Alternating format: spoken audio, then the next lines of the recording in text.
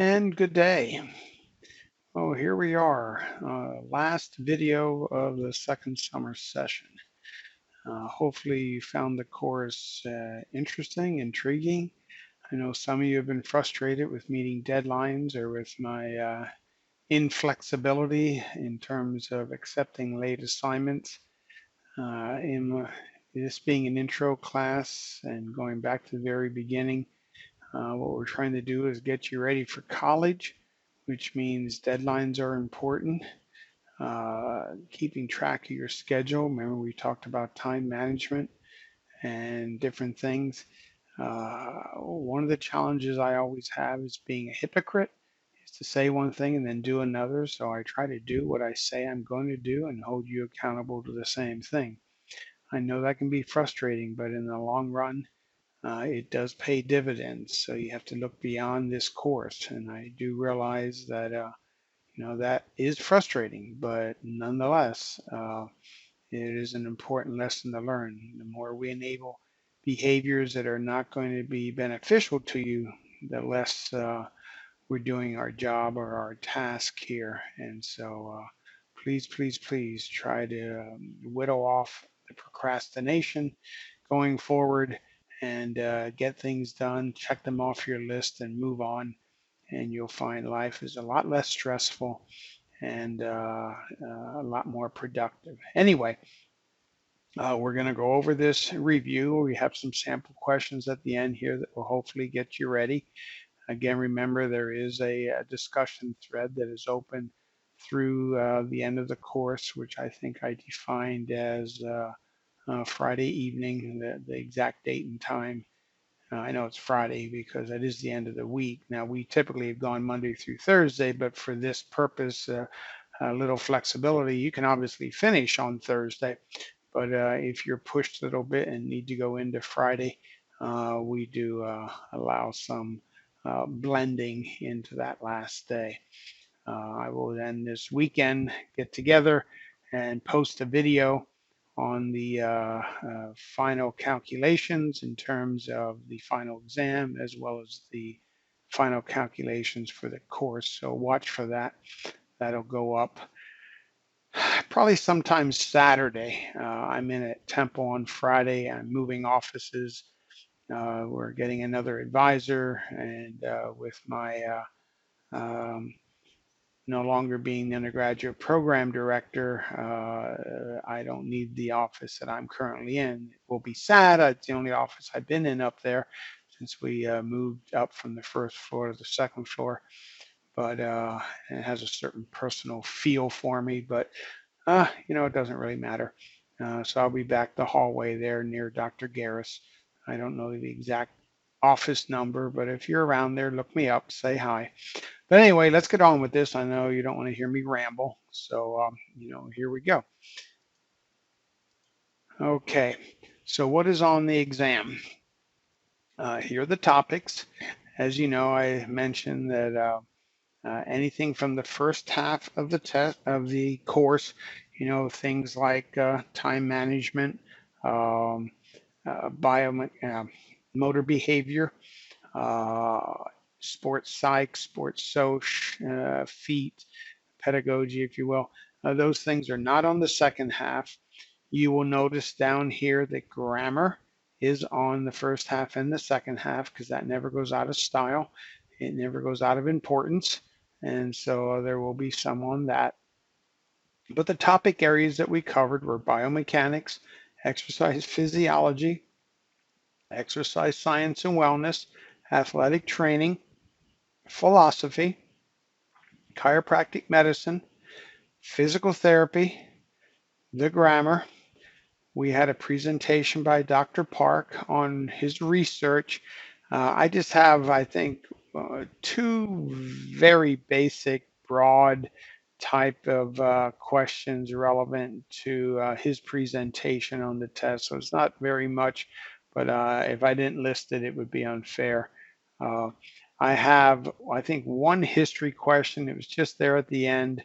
Um, it's on the styles of gymnastics. I give you a little hint there in order to focus. And then at the end, we saw the movie Stand and Deliver. And we have the video, the last lecture. There are questions on that. Okay. So what is the construction of the exam? Well, as in the previous exam, it's a recognition test, which means the answers are right there in front of you, somewhat hidden. In the case of a multiple selection or multiple choice question, there's options and choices, and so you try to put the right answer in there and then hide it, sort of like a chameleon, amongst other things. If you know what you're looking for, it doesn't really appear very hidden.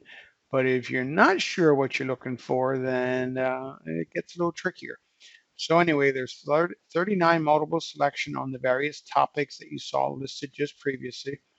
I have tried to pull out some of them. For example, there's 8 multiple selections here on grammar specifically. So that's 47 multiple selections. There's 10 more multiple selections on the last lecture. Okay.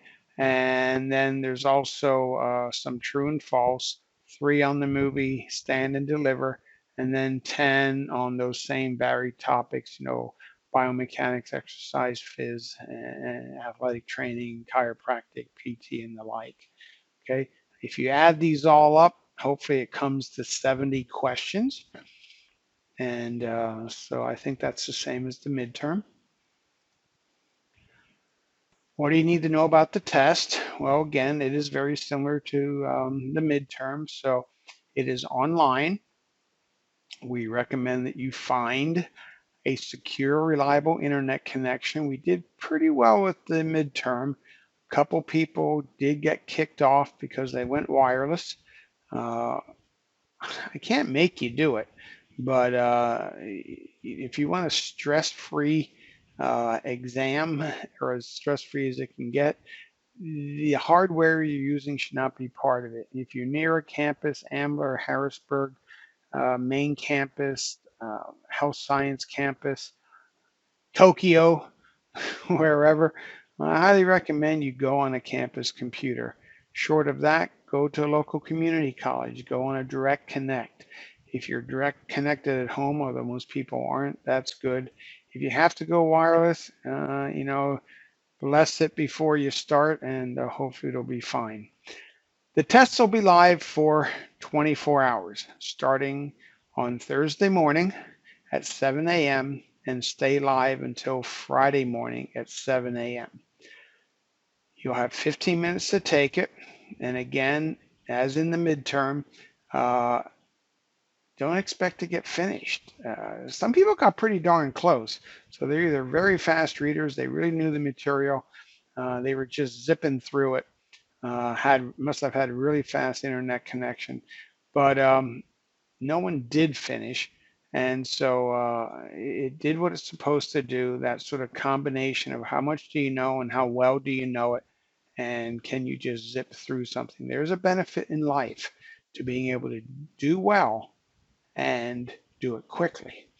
If you think about typing, anyone who types, and if that's the core of their professional existence, if you can type 40 words a minute and have no errors, that's good. But if you can type 100 words a minute with no errors, that's way better and is going to get hired before the 40 words a minute person. And we can do all kinds of things to try to help and accommodate people. But at the end of the day, when someone is paying someone to do a job, if you can do 30 widgets in a day, remember the movie Elf? And he's making those little, what do you call it, Etch-a-Sketches. And Buddy's only getting like 79 a day done, and all the other elves are getting 270 done a day. And he feels like a nincompoop. That's not the word. Nimrod. I don't know. There's some goofy word that he uses, and it's the same idea. And so that's what part of this is about. Okay, so do your best. Don't waste time. If you don't know the answer, guess, put it down, move on. You have to weigh how much time you give thoughts to the question. So it's not just how many do you get done, it's how many you get done correctly. And it's not just about getting them correctly. Someone did email me after the midterm and say, but I got, I don't know, something like 25 correct.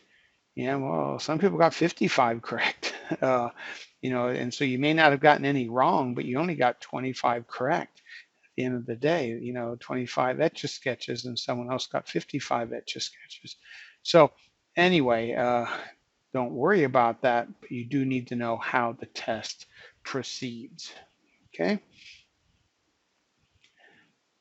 If you have any questions about any of this, email me before you take the test. Do not wait till after the test and then complain that you thought something was true and it wasn't. Okay, so with that in mind, the other piece of this is if you do get disconnected, you need to email me immediately. Now, I'm not going to be camping in front of the computer for that straight 24 hours. I have to go to bed and sleep also. I usually get to bed somewhere around midnight and get up oftentimes somewhere around 6:30. So consequently, you can see these hours that if you wait till 2 a.m. to take the test, because that's when it's comfortable for you, fine. But if something happens and you email me, I'm probably not going to get back to you till around 6 o'clock in the morning. Okay. So likewise, you need to be available if you need to get back on and reconnected. And so think about all of that as you go forward. Okay. Again, if you have any questions, let me know before the fact, not after the fact.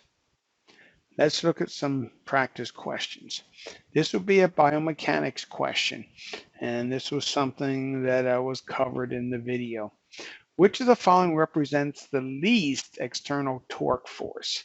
Least. You have to be able to read the questions and make sure you understand. This word says least, okay? So in that case, least external torque force would be, which one of these is the easiest? Okay, 30-degree angle about the elbow, 60, 90, 120. Okay, so as you look at this, you need to first of all understand degrees. You have to know where your elbow is.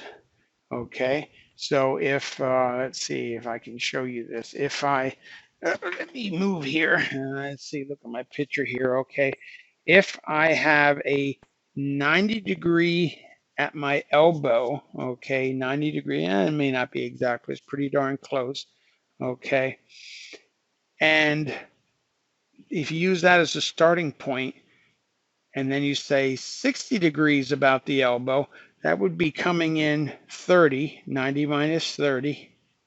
120 is 90 plus 30.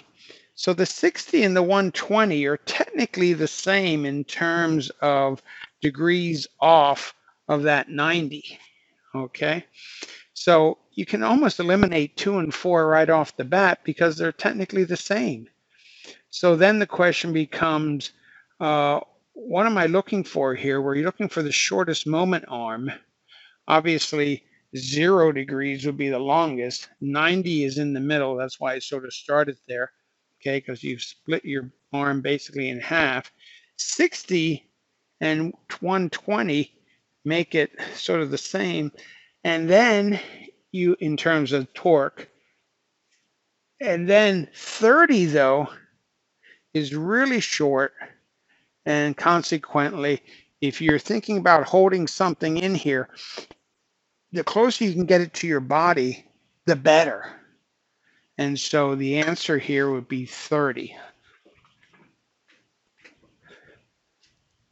Okay, 30 degrees about the elbow.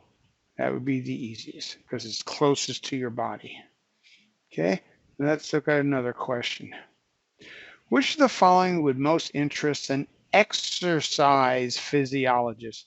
Now, if you've had anatomy and physiology, that's the baseline science. Then exercise physiology is taking the physiology part and applying it to exercise. So an exercise physiologist When you look at all of these, they all sound similar. Adaptation to stress, adaptation to exercise, adaptation to the environment, adaptation to physiological function. These are all important, but an exercise physiologist is most interested in the body's adaptation to exercise. The term exercise, that's considered to me a really easy question because of the parallel construction, exercise and exercise. Okay. True, false. You have a 50-50 chance of getting it right if you have no clue at all. Optimal aging, this came out of the exercise science presentation by Dr. Rafin. Optimal aging means to die with dignity. No, that's just thrown in there. So it sort of sounds like a good way to die, and isn't that the best way to age? No, the idea of optimal aging is to live as well off as you can for as long as you can. So this is why exercise is important. It's the fountain of youth. You want to age optimally, not just get older. You have no control over that. You can do absolutely nothing and tomorrow you're a day older regardless. But how do you feel as those days add up? So to optimally age means to age in such a way that you're able to function as well as possible. Okay? Has nothing to do with dying. Athletic trainers are known for training athletes. Boy, this sounds so obvious, doesn't it? Athletic trainers, why are they called athletic trainers if they're not known for training athletes? Well, if you go out and ask the average person who has ever interacted with an athletic trainer, you will know that unfortunately, as much as this may sound true, it is not true.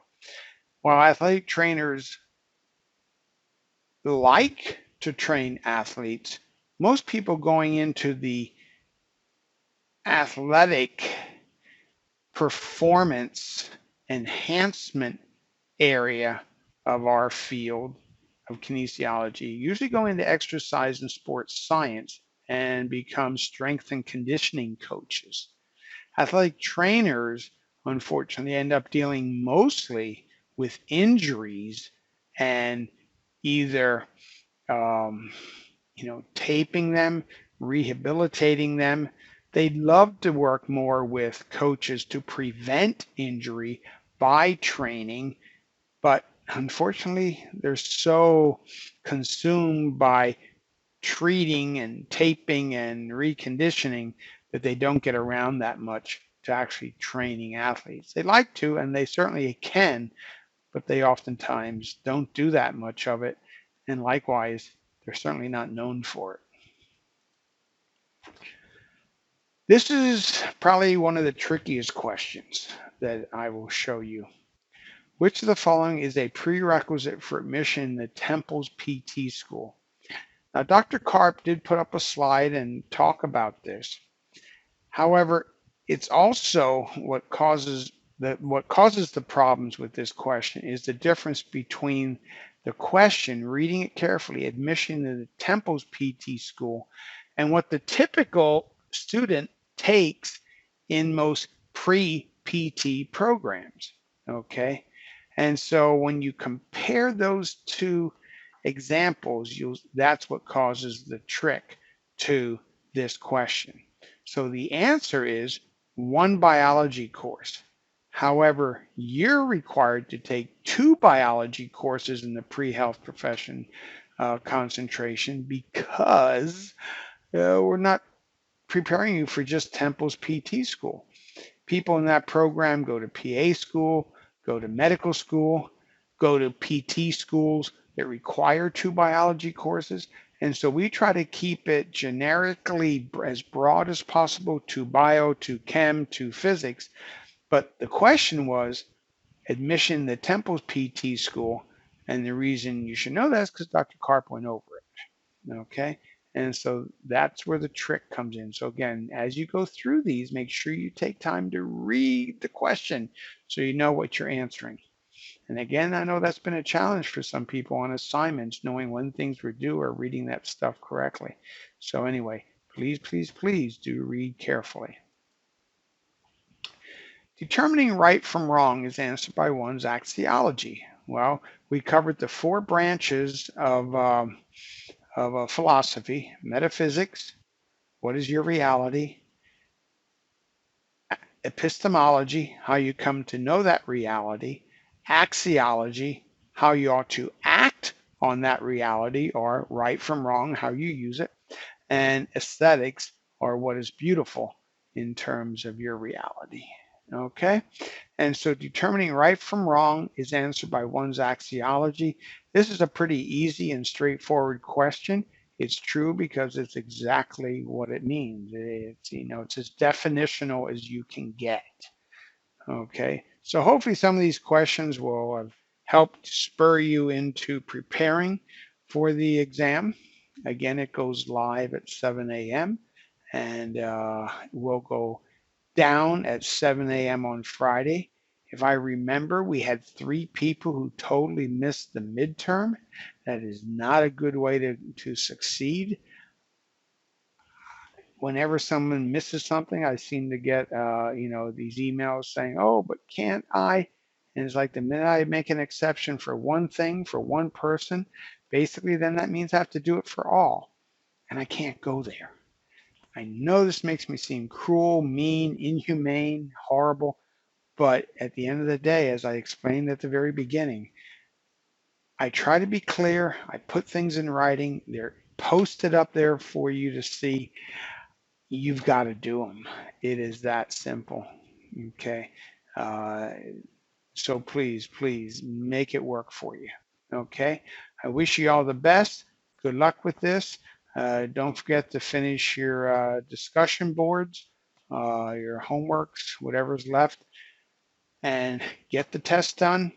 And then check in. I'll send out an email on Saturday once I get everything posted in terms of the final exam calculation and how that spread out. It's going to be the same as the midterm. It's just the numbers will be different, so the process will be the same. We will show you what you would have gotten straight percentage. We'll show you what you would have gotten on the curve, and then we show you what you did get after curving and adjusting around the high score. And again, uh, we had some high scores last time, which those people didn't get too much of an adjustment because they were up at the top to begin with. Okay, again, if you have any questions, get a hold of me beforehand. And until then, good luck with everything. And if you're around campus in the fall, stop on in and say hi. Take care. Minyata.